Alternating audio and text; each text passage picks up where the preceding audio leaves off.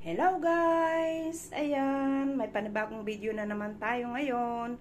Dahil sa palagi tayong karne ng karne ngayong nakaraang araw, ay ito naman guys ang ating uulamin, pangpatanggal umay.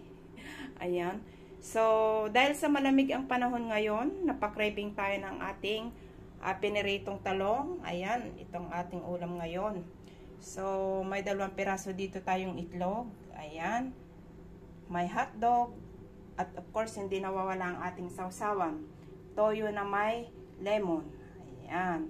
So, ito ang ating kamatis, at ito ang ating kanin. So, ito guys, ang aking inihandang dinner. Napakasimple lang. Ayan. So, mapaparami na naman ang kain ni Inday ngayon, guys.